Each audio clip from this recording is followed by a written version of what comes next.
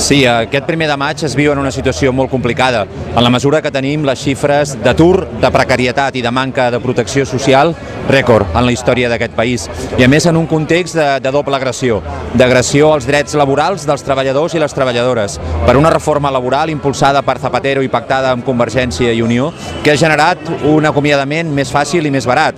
i per l'agressió als drets socials de la majoria de la població a conseqüència de les retallades socials del govern de Convergència i Unió a Barcelona. Nosaltres, la gent d'Iniciativa Verds Esquerra Unida, estem i estarem al costat dels treballadors, de les treballadores, de la majoria. Ho vam estar el 29 de setembre contra la reforma laboral, el 14 d'abril a la plaça Sant Jaume, avui aquí el 1er de maig. I sobretot el que volem dir és que el dia 22 de maig és una data clau, que aquesta indignació, que aquesta mobilització social ha d'esdevenir rebel·lia, indignació i mobilització electoral, perquè ens estem jugant si les ciutats en general, si Barcelona en particular, ha de ser el nou esglaó de les retallades, de la injustícia, de l'agressió als drets de la majoria, o ha de ser un espai de construcció, d'esperança i d'alternatives.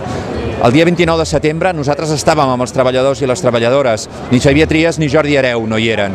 El dia 14 d'abril jo vaig estar a la plaça Sant Jaume amb els treballadors i les treballadores, ni Jordi Hereu ni Xavier Trias no ho eren. Per tant, la millor garantia per construir esperances i alternatives d'esquerres a favor de la majoria és que aquesta mobilització electoral es tradueixi en molta força electoral d'Iniciativa Verds Esquerra Unida a Barcelona i arreu.